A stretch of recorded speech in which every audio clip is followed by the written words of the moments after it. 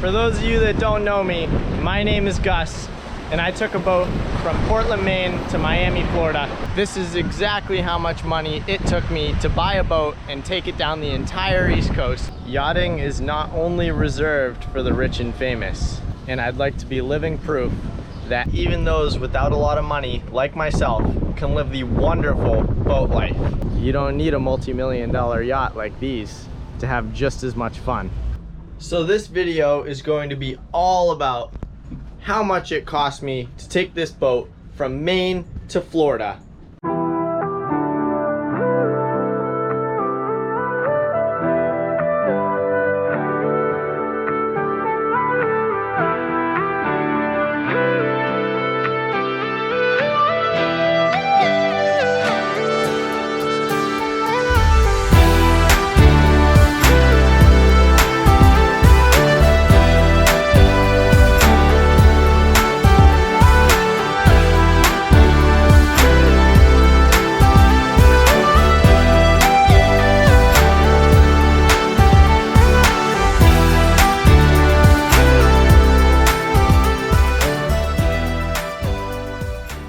Some of you may be thinking, how did this 23-year-old kid afford to do this?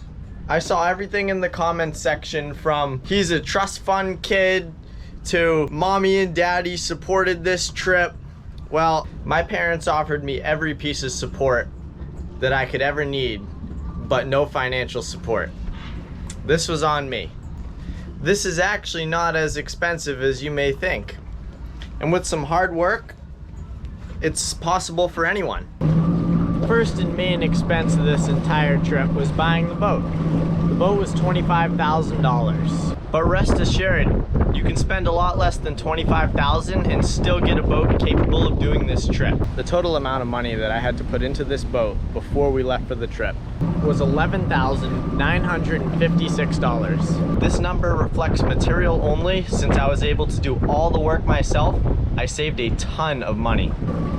This included everything from wiring to heavy-duty alternators, new bilge pumps, new float switches, 2 new battery charging systems, a new main battery switch, new batteries, a new inverter, rebuilt toilet pumps, all new sewage lines, a new sewage tank, a new fuel tank, all LED lighting throughout the cabins, a new hot water heater, a state-of-the-art Garmin navigation system, loaded with some of the best charts available, a fresh coat of bottom paint, a new oil pan on the starboard side engine, a new shaft coupler on the starboard side transmission, all new shaft packing for the rudders and the prop shafts, and much, much more. So now for the question that I've heard again and again, how much fuel did it really take to get this boat from Maine to Florida? Our total fuel burn on this entire trip, all the way from Portland, Maine to Miami, Florida, totaled to be $3,732.86. 1,031.12 gallons at an average of $3.62 per gallon. Some of the cheapest fuel we got was in Chesapeake City, Maryland, and it was $3.10 per gallon. Some of the most expensive fuel we got was in Atlantic City. That was $4.20 per gallon. Now, fuel is rising, and it's gonna make this trip a little bit more expensive. Our average fuel cost down the entire East Coast was $3.62 per gallon. My boat is designated as what's called a fast trawler, meaning the hull is a modified V-hull type boat. It is also known as a semi-planing hull. This is so that you can cruise at a faster speed than a full displacement trawler. Well, you might be wondering, why would you buy a slow trawler if you could buy a fast trawler? Well, one of the main sacrifices is that you lose your full keel. A full keel helps a lot with stability, so when you don't have one, you lose some stability. Also, the keel provides some prop protection. For this boat, that doesn't seem to be much of an issue. However, we decided to take the cruise at full displacement speed, which immensely helped with our fuel savings. My average cruise speed was 8 knots at 1,300 RPM, with an average fuel burn of 4 gallons per hour. Some of you may remember the day that we cruised up the Delaware Bay to the C&D Canal, we had to get some miles under our belt so that we wouldn't get stuck in the Delaware Bay. That day we ran the boat at 16 knots at 2200 RPM. Just to give you an idea of the difference in fuel burn at that speed, we burned an average of 32 gallons per hour that day. That was an expensive day, but our total fuel costs for the trip reflect that day as well. One of the biggest costs for people that are traveling by boat is transient dockage and transient moorage. That is one thing that we did not spend a lot of money on. We mostly anchored. This resulted in insane cost savings when it came to transient dockage. A lot of boaters like the security of being tied up to a dock at the end of their trip, and they don't have to worry about dragging their anchor. They're also supplied with shore power, fresh water, and other amenities of being at a marina. In my opinion, anchoring is what really ties together an amazing boating trip. We anchored in extremely remote places like Sandhole Creek in North Carolina. You go outside and there is nothing around you. It is great, and the best part about it, it's free. If you wanted to factor transient dockage into your trip expenses, you'd need to consider at least $2 to $4 per foot per marina that you stop at. The pricing depends mostly on the location of the marina. My total transient dockage and moorage costs were $371 on the entire trip down the coast. The only places that we paid for moorage and dockage were New York City. It was $120 for the night. We wanted to go into the city and we weren't comfortable leaving the boat on anchor. So we could have the peace of mind of leaving the boat safe while we explored the city. In Morehead City, North Carolina, we paid $20 to stay on the sanitary restaurant dock.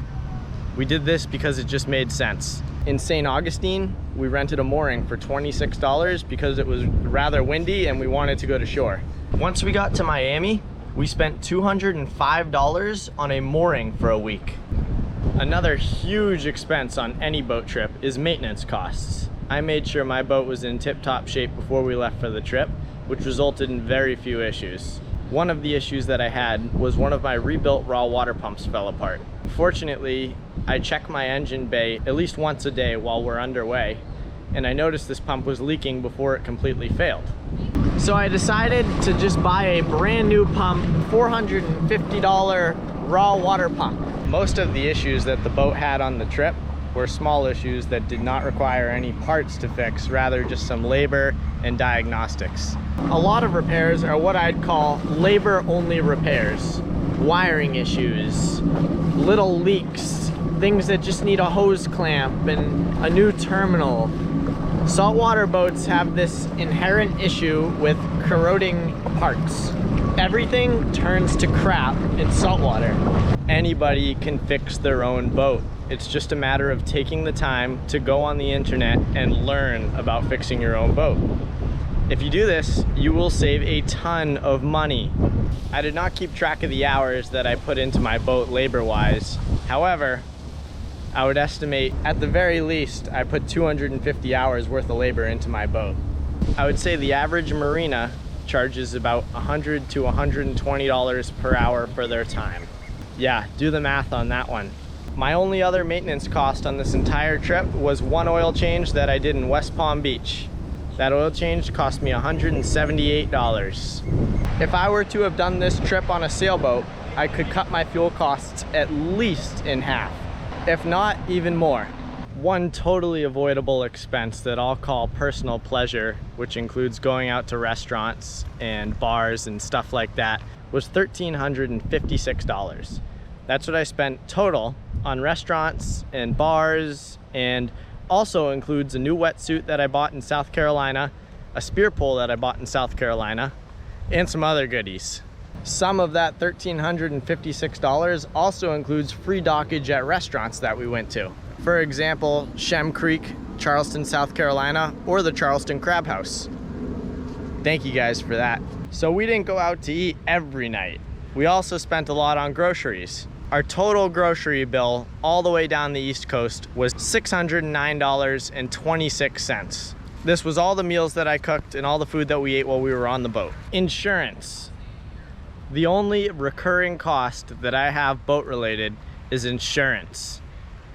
I have a plan through Progressive. It's $230 per month, and it's an agreed value of $40,000 if my boat were to get totaled, crashed into a rock, sunk, swept away by a hurricane, you name it, it's covered. $230 a month, you can't go wrong. Some other expenses, beer. We spent $130 on beer down the entire East Coast, all the way to Miami. So what did we cover? The cost of the boat, the cost of making this boat seaworthy, the cost of the fuel, the cost of dockage and moorage, advantages of anchoring, the cost of groceries, personal pleasure costs like going out to eat and going to bars, cost of beer, and the recurring expenses like insurance, and any applicable maintenance costs that applied during this trip. For anybody interested in traveling down the East Coast or wherever by boat, I'd highly recommend a Taiwanese trawler if you're on a budget. I posted a really interesting article in the Facebook group about Taiwanese trawlers, their advantages, disadvantages, and why you may or may not want to buy one. If you'd like, you can check it out. The link for the Facebook group will be posted in the description. So with that said, the total amount of money that it took me to do this trip was $43,784, and that includes absolutely everything that I had to pay for to make this trip happen, including the price of the boat. For anybody that wants to do the full boat trip, I will say $50,000 is a realistic budget for buying a boat and taking it down the entire East Coast. If any of you are at all curious of what it takes to drive a boat from Maine to Florida, check out my YouTube series. If you like the videos, let's rack up the likes and hit that subscribe button. As always, thank you for watching.